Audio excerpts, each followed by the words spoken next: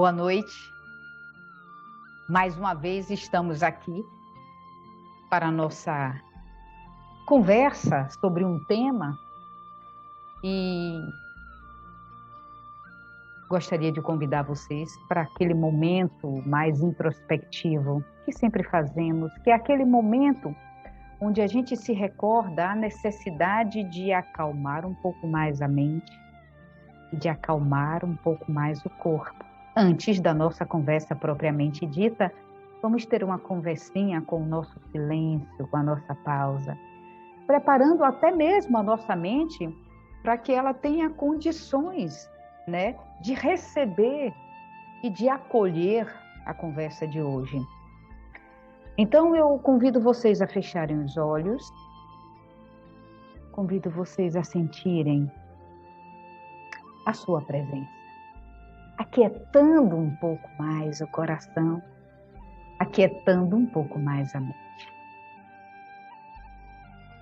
E nesse momento em que estamos com os olhos fechados, nós fazemos contato com algo muito maior, algo que não está lá fora, que muitas vezes esperamos encontrar no outro, esperamos encontrar em alguns ambientes, mas é algo que diz respeito à nossa potência interna. A nossa pausa, o nosso silêncio, a nossa quietude, a essência divina que habita em nós. Ao fechar os olhos da matéria, ao deixar as pálpebras relaxadas sobre os globos oculares, nós estamos abrindo um olho interno. Um olho que pode observar as flutuações da nossa mente e pode acompanhar esse enorme movimento interno que só é possível ser percebido completamente quando estamos em silêncio, quando cessamos as agitações do corpo e quando entramos na imobilidade. Então leve a sua percepção para dentro e vá rastreando no seu corpo sensações. Vá relaxando os seus ombros, vá relaxando o tronco, vá relaxando as faces, descontraindo-se um pouco mais. Inspire, relaxe suas pernas, relaxe seu tronco, relaxe suas faces. Observe a sua respiração e com isso promova uma alteração na sua fisiologia, aquietando-se um pouco mais, acomodando-se um pouco mais. Relaxe também o seu semblante, relaxando todo o couro cabeludo.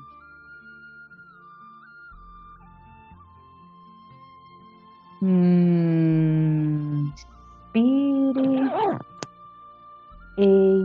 expirando, descontraia-se.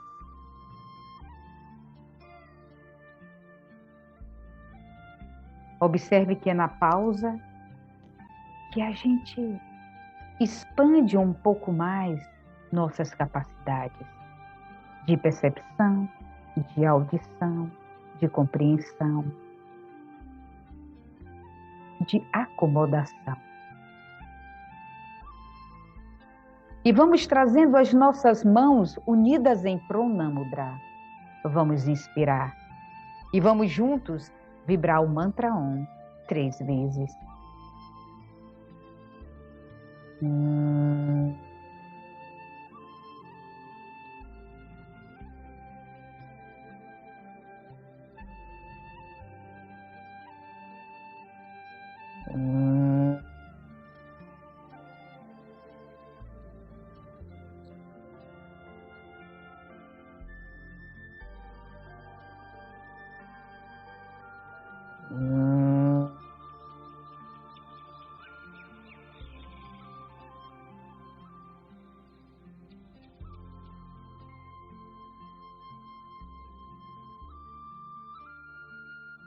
E vamos descer as nossas mãos, apoiando-as sobre nossas pernas e vamos abrindo os nossos olhos devagarzinho.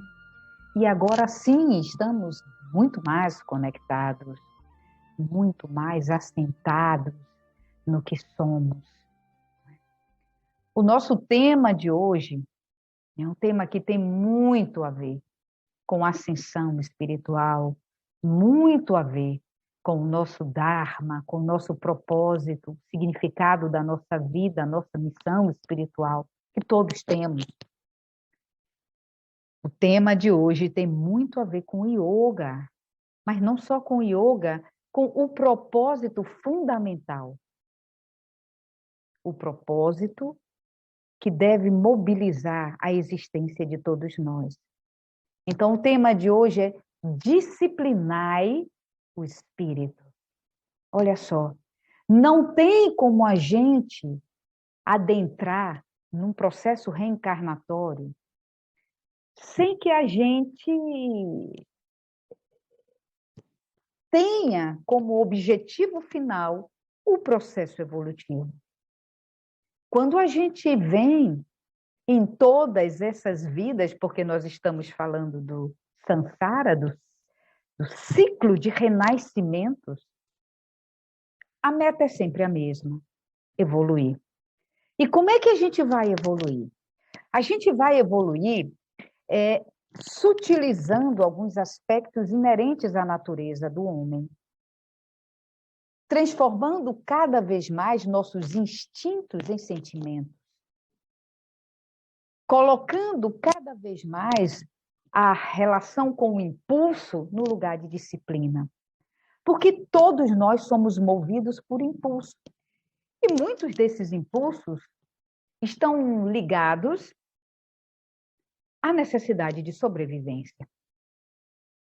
Mas muitos desses impulsos vão tendo desdobramentos ao longo, muitas vezes, de uma vida que não tem disciplina. Porque a disciplina significa educação.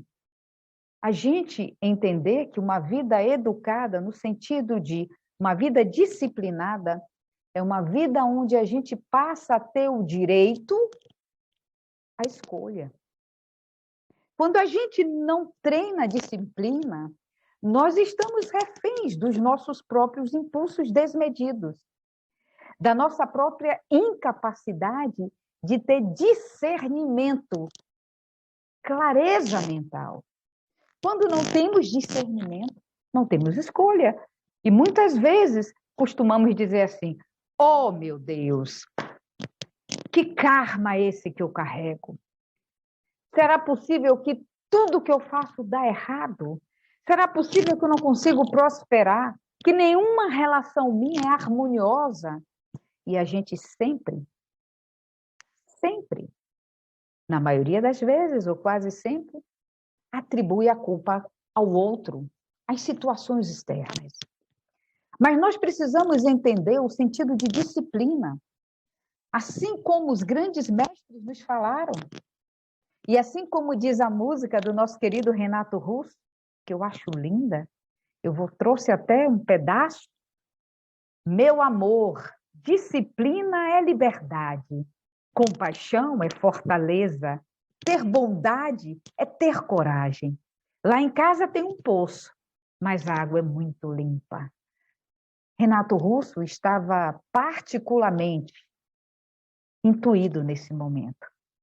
Disciplina é liberdade, porque quando a gente treina a habilidade da escolha, da disciplina, porque disciplina é escolha, você ganha uma autonomia em decidir o que é melhor para você. Mas a gente, às vezes, procura a porta mais larga. Quando a gente reencarna, nós somos dotados de sentidos, e os sentidos são muito sedutores. Então, é muito tentador realizar o desejo de comer. Mas de comer não para matar a fome e saciar a fisiologia. De comer por sistemas compensatórios. Eu estou frustrada, eu vou comer. Eu estou chateada, eu vou beber. E muitas outras coisas. Eu vou comprar, eu vou no shopping. Se eu estou me sentindo baixo astral, eu vou estourar o meu cartão, porque ao comprar e ao passar o cartão, eu me sinto mais empoderada. Isso é um pseudo-empoderamento. Não é isso que vai me trazer poder. Não é ser vista pelo outro dessa forma que me dá o poder. Aliás, que poder é o que eu desejo? O poder da alma, do espírito, ou o poder da matéria, do ego? Então, a gente precisa começar a desenvolver uma habilidade de questionar a raiz do que desejamos. E quando a gente treina a disciplina, a gente não precisa imaginar que vamos começar pelo mais difícil, porque treinar a disciplina é ser austero ao ponto de passar fome e fazer um jejum onde eu vou sacrificar meu corpo. Não é isso. Isso foi feito na Idade Média, isso foi feito em momentos onde achava-se que a ascensão do espírito estava diretamente relacionada à punição da carne, da matéria, do corpo. Hoje sabemos que não precisa disso. E que a disciplina que se fala aqui não é a ascética, daquela forma onde você se castiga. Não, não, não. A gente pode começar treinando a disciplina com coisas pequenas, com nossos compromissos, nossas responsabilidades, nosso alimento, nossa prática de oração, a nossa prática em colocar como, por exemplo, uma meta, não sermos violentos. Então, a disciplina, o treino da disciplina aqui é: eu vou cuidar do que eu falo e como eu falo. A gente pode começar treinando pequenas coisas, porque ninguém vai conseguir sair do zero e ir para um treino de disciplina de austeridade. Isso vai causar tanto sofrimento que a gente abandona o objetivo. E aí, falando dos sentidos, a gente sempre quer a porta mais larga. Porque a porta mais larga é a porta onde você não faz nenhum sacrifício, nenhum esforço. É a porta dos sentidos. Eu como, e eu como absolutamente o que eu quero, e eu não estou afim de nenhuma restrição, eu não vou suprimir nenhum desejo, eu bebo e bebo tudo o que eu quero, eu faço tudo o que eu quero, se eu estou zangado, eu faço chutando tudo. A porta dos sentidos, da realização dos desejos pelos sentidos, é uma porta muito larga, mas não vai levar a lugar bom, não. Não tem nenhum paraíso de trás dessa porta. Não tem. Quando a gente fala na porta estreita, a gente fala não na porta da privação, não nesse sentido de castigo, mas na porta da disciplina. A gente precisa colocar as palavras certas, porque às vezes as coisas vêm com tanta carga que a gente desiste. Assim eu não quero. É muito doloroso. Então, não é a porta da privação. A porta estreita não é a porta do castigo, não é a porta da privação, mas é a porta da disciplina, onde eu vou ter a coerência de tentar compreender os meus processos. E se eu estou refém de algum desejo, eu preciso olhar a raiz desse desejo. Eu preciso compreender se é um desejo que vai me compensar uma falta enorme, uma frustração enorme, uma crença negativa enorme, onde eu me sinto mais feia, onde eu me sinto menos interessante, onde eu me sinto ignorante, onde eu me sinto não valorizada, não qualificada. E da onde vem isso? Será que isso foi imputado por alguém ou isso foi uma crença que eu mesma, de uma interpretação, comecei a alimentar? Então, disciplinai o espírito. E como é que a gente vai disciplinar o espírito? É através da matéria. Porque um espírito que reencarna disciplinado, naturalmente, isso para ele não é nenhum problema. Vocês veem crianças que muito precocemente precisam passar por alguma privação e elas aceitam. Não vão comer açúcar porque nasceram diabéticas. Outros não. Outros não aceitam e é um problema. Criança que a mãe dá um comando, uma ordem, uma orientação, a criança aceita. Outras não, outras se rebelam porque elas querem que predomine a vontade delas. Naturalmente as criancinhas são assim, e não tem nada de errado. Por isso que as crianças nascem em uma família dotada de pais que vêm com o dever de educá-las. Porque senão não nasceríamos em núcleos familiares. Mas como somos espíritos que ainda precisamos desenvolver algumas habilidades, nós viemos núcleo familiar. Mas tem algumas crianças que mesmo nascendo em famílias disfuncionais ou indisciplinadas, elas já têm um traço disciplinar. Porque o espírito vem de um lugar onde já foi trabalhado ou por uma filosofia, ou por uma crença, não importa, por uma prática espiritual, naturalmente ele já aceita a disciplina e ele já tem uma autodisciplina. Para essas crianças vai ser muito mais fácil viver a vida neste mundo material, porque elas já são dotadas de um entendimento de que nada relacionado aos sentidos, mesmo que agrade, deve torná-las refém. Isso é algo experimentado na alma, não é na matéria, porque cronologicamente a matéria dela ainda é muito jovem, mas é uma experiência de espírito. E aí, quando temos uma criança, como a maioria, que vem num processo inicial e que precisa que os pais ajudem essa criança a treinar a habilidade de disciplina, se esses pais não treinaram ainda, como que vão educar essas crianças a terem disciplina? Imagine um pai e uma mãe tentando dizer ao filho que não coma hambúrguer e não tome Coca-Cola, porque isso não vai ser bom para ele. Ele pode substituir isso por um alimento saudável, quando os próprios pais devoram hambúrgueres e tomam Coca-Cola como água. Como falar em restrição de açúcar, não demasiadamente o consumo de açúcar, né? E como falar em disciplina, em sentar para estudar, em disciplina para poder, antes de dormir, fazer higiene pessoal, antes de dormir, fazer uma oração. Se não desenvolvermos nessa criança a disciplina e se não damos o exemplo de que já somos seres disciplinados. Então, disciplina é liberdade. Porque eu não posso escolher. Se eu não tenho a força de vontade. E se eu não tenho discernimento para poder olhar as situações, as opções e deliberadamente tomar a decisão mais acertada. O que nós estamos assistindo no planeta hoje é como ter disciplina é difícil. Como ter disciplina é difícil. Nós estamos atravessando uma pandemia letal e o vírus se propaga deliberadamente. Porque não temos disciplina. Porque não conseguimos seguir um protocolo básico de autopreservação e de preservação do outro. Porque o protocolo pede evite aglomeração. E muitos de nós não conseguimos. Conseguimos até na primeira semana, conseguimos na segunda semana, no primeiro mês, no quinto mês estávamos surtados.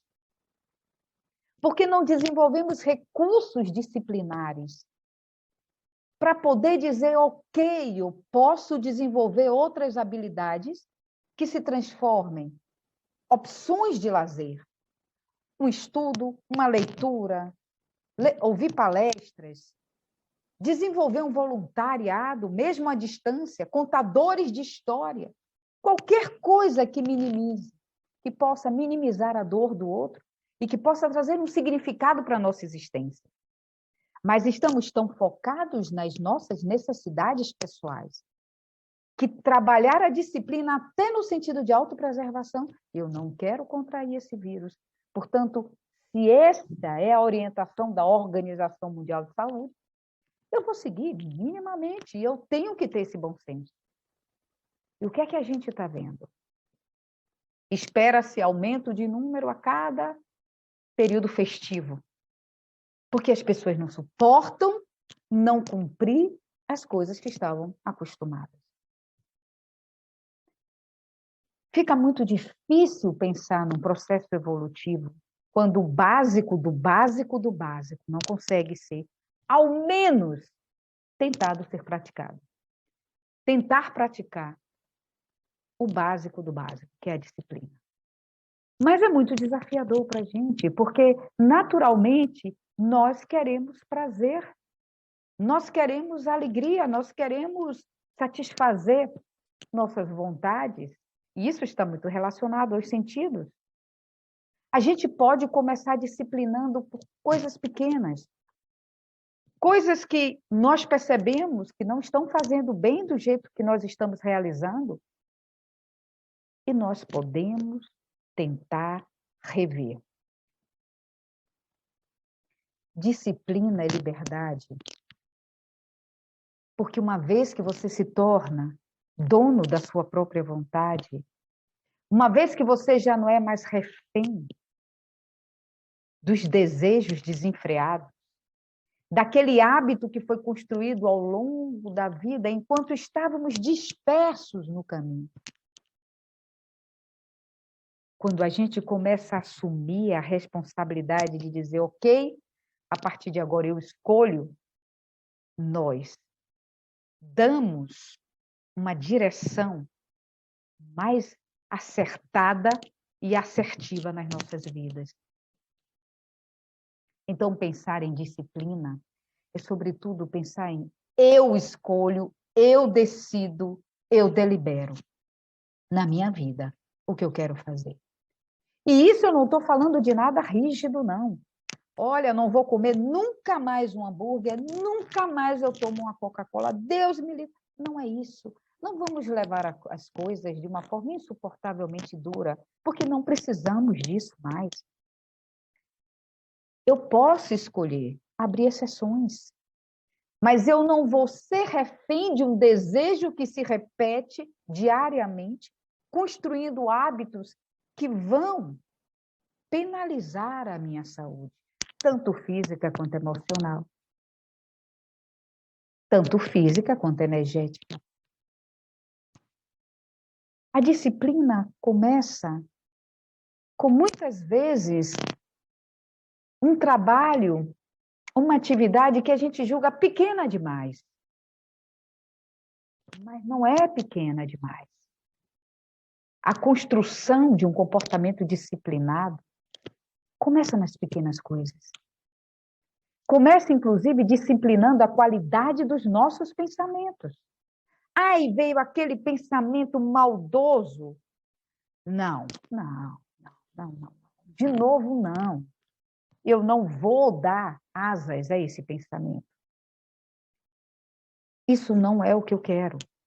E coloca um pensamento bacana no lugar, um pensamento construtivo, um pensamento benigno. Veio aquele desejo de agredir ou de falar alguma coisa para alguém de uma forma mais violenta. Não, eu vou disciplinar isso. Eu não quero ser uma pessoa tão agressiva. Eu não quero ser uma pessoa que saia machucando. Que ganho eu tenho se eu posso dizer a mesma coisa de uma forma em que as pessoas possam me escutar? Porque o meu desejo é ser escutada. Então, se eu falo de uma forma violenta, o máximo que eu vou conseguir é o revide do outro. Então, se eu falo de uma forma amorosa, compassiva, se eu tenho a qualidade de poder escolher as palavras que eu vou usar para construir aquela frase, eu vou ser escutada e ali começa a acontecer um milagre. Porque a pessoa escuta, não tem revide, porque não tem agressividade, eu não crio ondulações na mente daquela pessoa, eu não crio ondulações no comportamento, no humor daquela pessoa. Aquela pessoa vai escutar aquilo de uma forma tranquila e vai dizer, concordo, ou até não concordo, mas legal o que você está me dizendo, eu vou pensar sobre isso. Então, treinar a comunicação não violenta é uma forma de disciplina. a disciplina da oralidade, do verbo, das frases que eu construo, da forma como eu me comunico. Nós temos muitas coisas que podemos colocar no nosso cotidiano para trabalhar a disciplina. Muitas coisas. Só precisamos dar o primeiro passo. Podemos começar com a coisa relacionada ao apetite.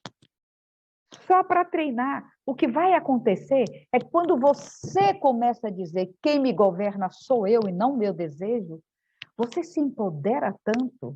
Você se empodera tanto que você pode qualquer coisa. Por isso que Jesus meditava tanto e jejuava. Porque o jejum, ele vai trabalhar a disciplina de algo que é muito básico, que é de sobrevivência, que é o desejo pelo alimento, que é o desejo por comer, porque tem prazer no que eu como. E muitas vezes esse prazer no que eu como, como eu disse no início, não é só para saciar nossa fisiologia, é para saciar nossas frustrações. Então, quando você trabalha o jejum, você treina o jejum, olha a grandiosidade do que Cristo fazia no jejum, do que Buda fazia no jejum. Era o treino de austeridade espiritual. Porque ele estava adestrando um desejo basal. Ele estava se colocando acima de um desejo que é um desejo forte em todos nós, que é de obter prazer e satisfação pelo alimento. Porque a gente não come para alimentar o corpo físico. Não. A gente come, muitas vezes, para alimentar o corpo emocional, que está cheio de desejo. E como muitos desses desejos moralmente não podem ser saciados, a gente vai saciar com comida. A verdade é essa. Nós não estamos comendo porque queremos nutrir o nosso corpo físico. Porque senão comíamos muito menos. Mas sendo seres emocionais, nós estamos muitas vezes alimentando, tentando saciar uma fome que não passa, que é uma fome emocional. E é por isso que os grandes mestres treinavam o jejum. Porque o jejum é colocar o desejo de comer algo no seu devido lugar. Subornar, colocar de forma subordinada esse desejo. Tem uma consciência maior. Tem uma força maior em nós, que delibera, tem uma mente treinada que diz: eu escolho o que eu vou comer e quanto eu vou comer. E você disciplina. Eu vou beber, mas eu vou tomar uma taça de vinho e não 3 garrafas para ficar ébrio. Hoje eu vou comer uma acarajé, mas eu sei que se eu comer acarajé todos os dias, provavelmente eu vou ter um problema no meu metabolismo. Então, não é austero ao ponto de inibir vontade, mas de compreender a raiz daquela vontade. E de dizer, hoje eu escolho fazer ou não fazer e o quanto que eu devo fazer. Por isso que Renato Russo disse que disciplina era liberdade e é um contexto muito especial que precisamos pensar sobre isso. Porque nós estamos imersos no mundo sensorial. Os sentidos, paladar, olfato, visão, audição, tato. Nós, muitas vezes, nos resumimos nesses sentidos, na satisfação desses sentidos. E se ficamos reféns, ora, precisamos disciplinar o espírito. Então, a vida da gente não precisa ser uma vida destituída de prazer. Não. Em sânscrito, prazer é kama. K-M-A. Kama. Prazer. E todos nós nascemos com prazer. Prazer de realizar algumas coisas e está tudo bem. Não, o prazer não é um problema. O problema é ser escravizado ao prazer. Nós podemos deliberar. Que prazer queremos, em que quantidade? E o que vai nos dar prazer? E quando a gente vai sutilizando a consciência espiritual, o nosso prazer vai mudando. As coisas que antes nos davam prazer não dão mais. Por exemplo, os yogis na Índia, eles não sentem prazer em comer. Gandhi, Mahatma Gandhi, ele não sentia mais prazer em comer a comida pela sua variedade. Por ele comia a mesma coisa todos os dias, purê de abóbora, sei lá, um guisado de verduras. E estava tudo bem. E ele comia o que dava nas palmas das mãos. Ele juntava, porque ele não estava saciando desejos mundanos no alimento. Ele estava contribuindo com a fisiologia dele, material, ele com o corpo material, minimamente para se manter vivo, porque o corpo precisa ser nutrido. Claro, a gente não é austero como Gandhi, mas a gente pode começar a pensar o quanto eu como no impulso, o quanto eu como saboreando e esperando que a comida chegue ao estômago e que envie a notícia para o cérebro de que já está saciada, já está ok, o corpo já está tudo bem. Então, Gandhi não sentia mais prazer com as coisas que a gente ainda busca para ter prazer. Os mestres, Jesus, o prazer de Jesus era estar em comunhão com Deus. Ah, Rosana, você está falando de Jesus.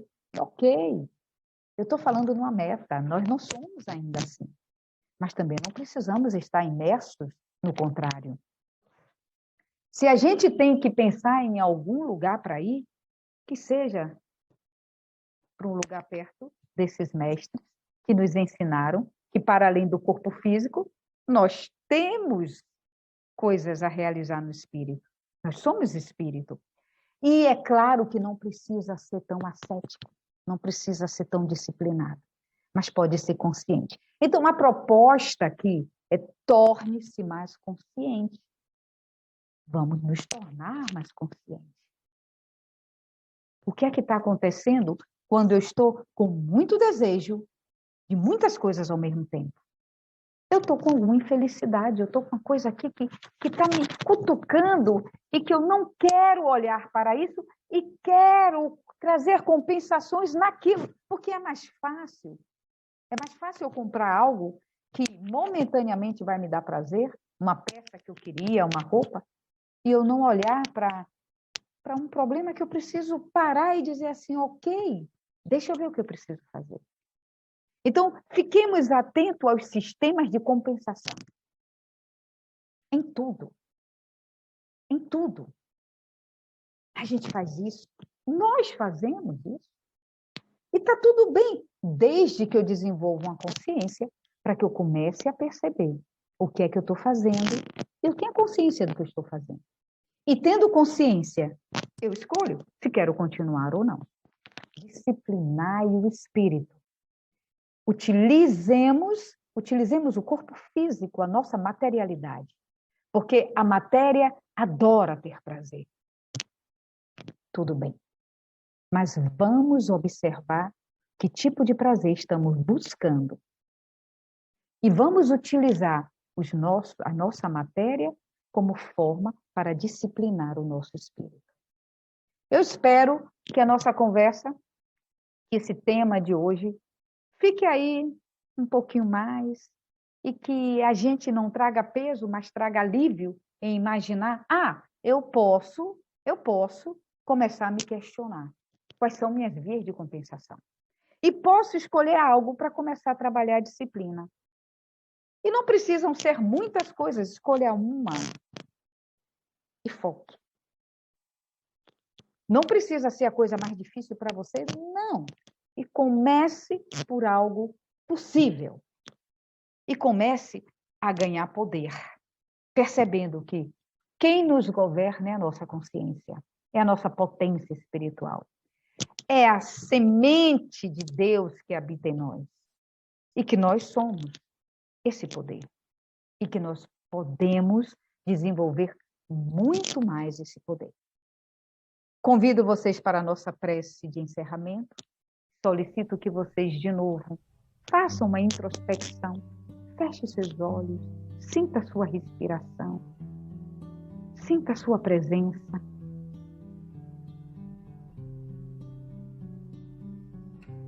E que faça contato com o seu Deus, com o seu mestre interior, com a sua pausa. Faça contato com uma essência divina,